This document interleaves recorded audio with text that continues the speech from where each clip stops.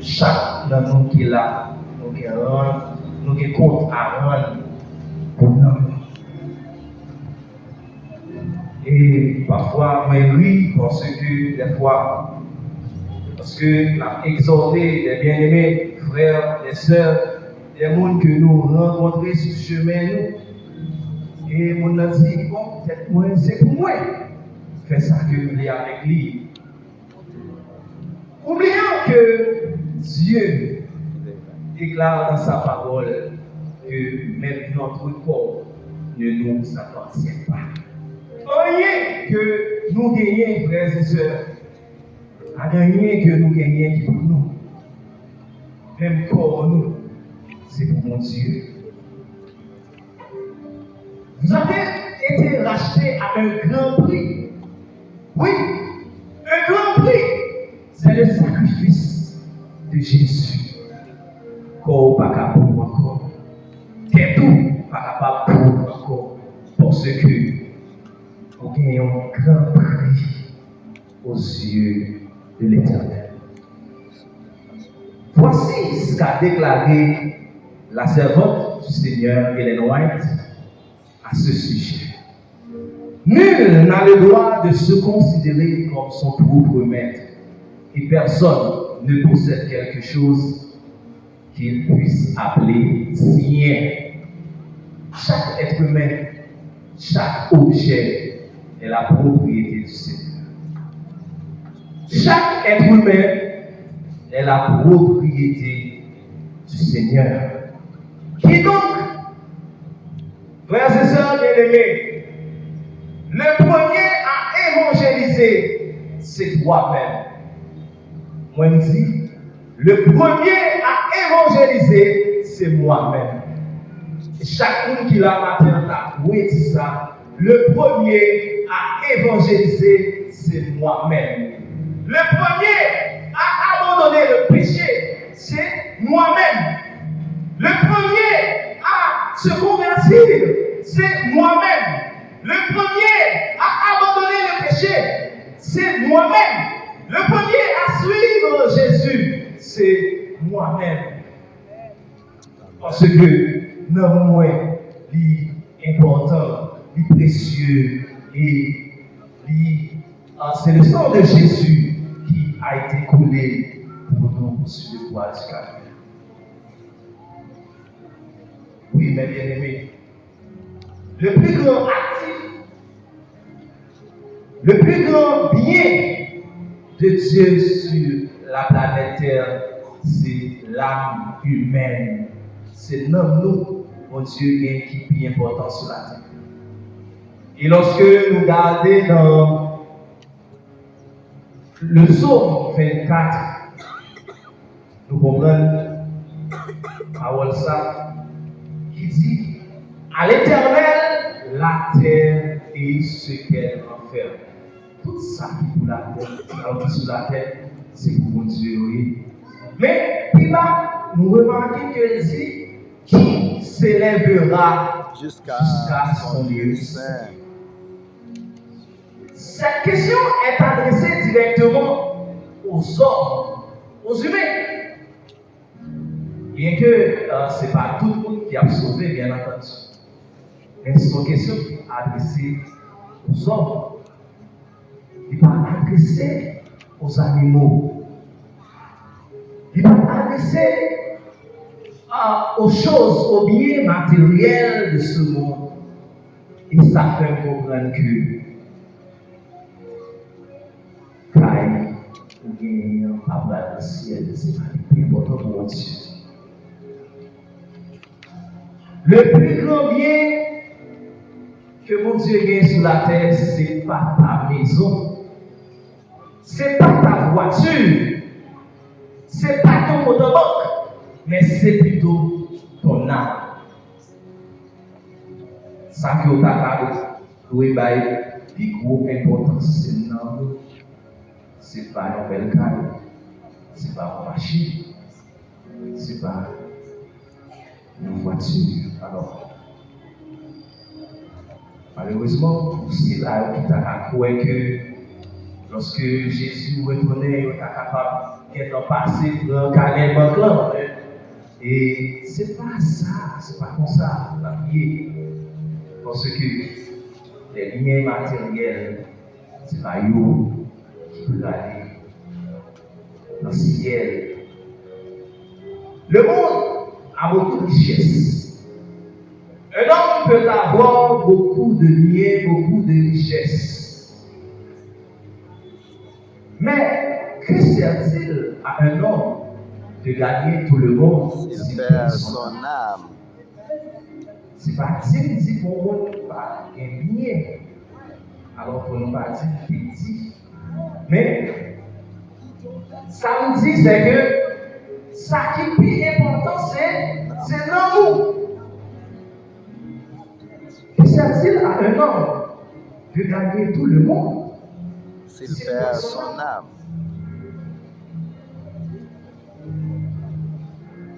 Et le texte, il dit chercher premièrement le royaume et la justice. de Dieu.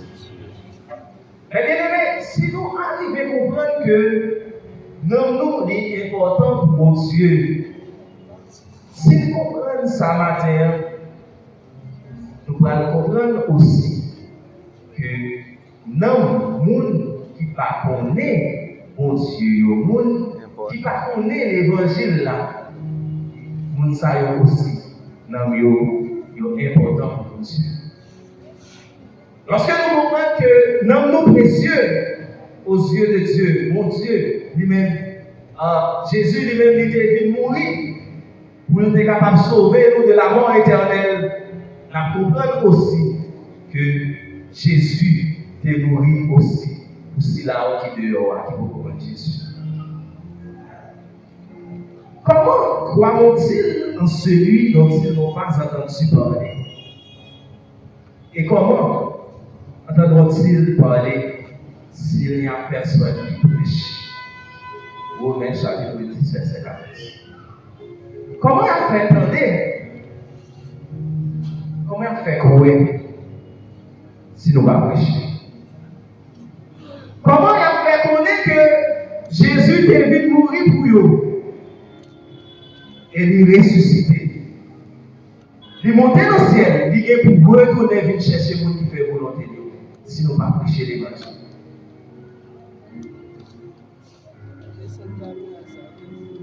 Et nous était croire. Jésus est mort, c'est parce qu'il aimait nous. Et par amour, il nous a confié cette mission trouvée dans Matthieu chapitre 28, les versets 19 et 20. Son texte que presque tous les adventistes du 7e jour nous connaissons par cœur, qui dit allez, faites de toutes les nations des disciples, les baptisant au nom du Père, du Fils et du Saint-Esprit, et enseignez-leur à observer tout ce que je vous ai prescrit. Et alors, Voici, je suis avec vous tous les jours jusqu'à la fin du monde. Seigneur, monde qui croit que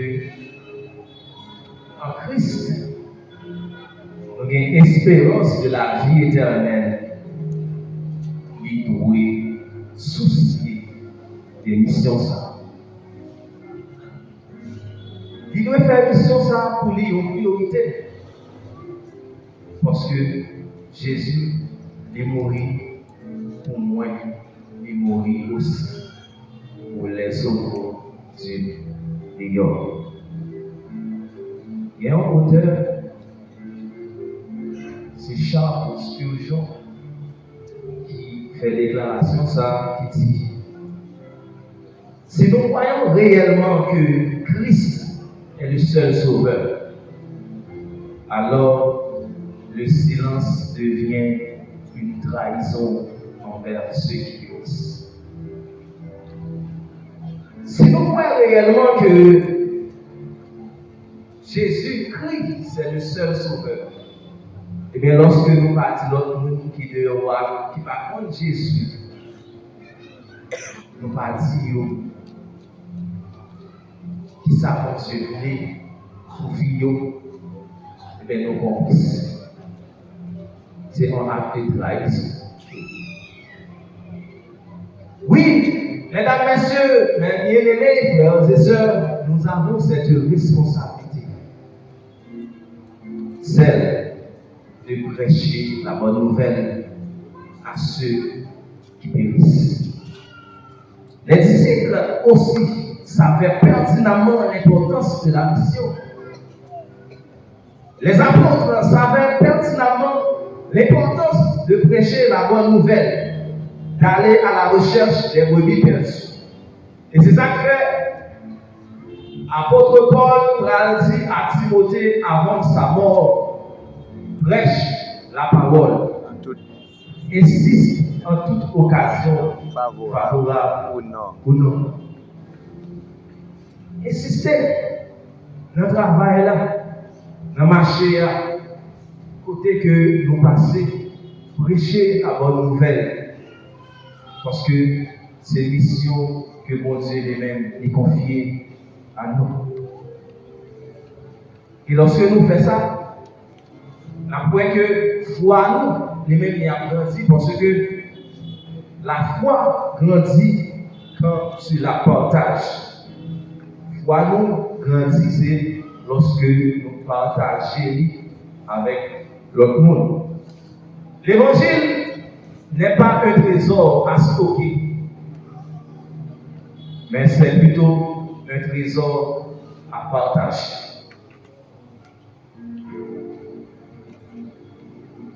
Et la déclaration de Charles Spurgeon est attirée à l'attention. Si nous croyons réellement que Christ est le seul sauveur, alors le silence devient une trahison envers ceux qui périssent. Évidemment, il y a des gens qui ont dit que, mais qui ça frère, c'est comme ça parce que le salut est personnel. Comment on est capable de considérer comme une trahison? Puisque le salut est personnel. On lit dans Ézéchiel chapitre 18. Alors chapitre 3, les versets 18 et 19, pour nous expliquer ça aussi. Ézéchiel chapitre 3, les versets 18 et 19.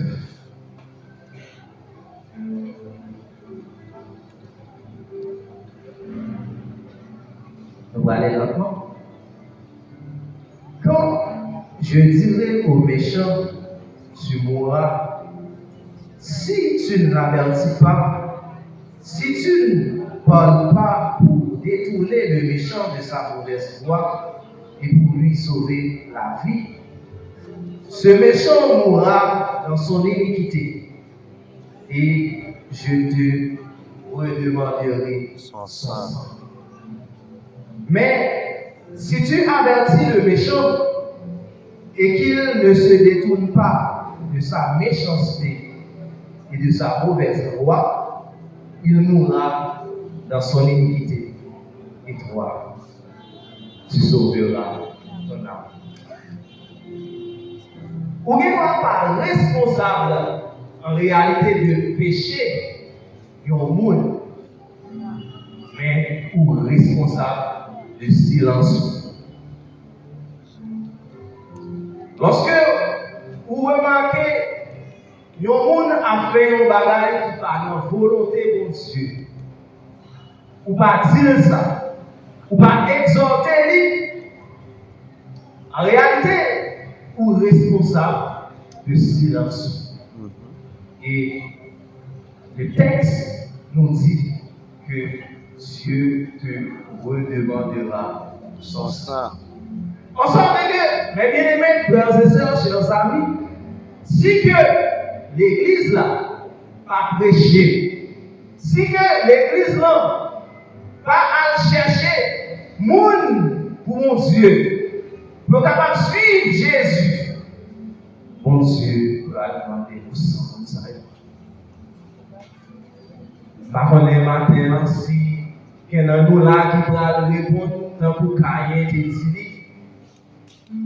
suis-je responsable de mon frère? Suis-je le gardien de mon frère? Par contre, si c'est ça que l'on va répondre. Et question ça, m'a quitté nous avec les matins. Savez-vous le prix d'une âme? Est-ce que nous connaissons un homme? Est-ce que bon là qui connaît le prix d'un homme?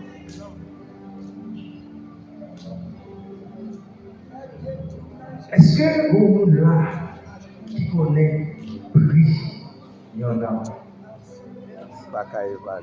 Évidemment, nous ne connaissons plus un homme parce que la croix est le prix réel de salut. Amen.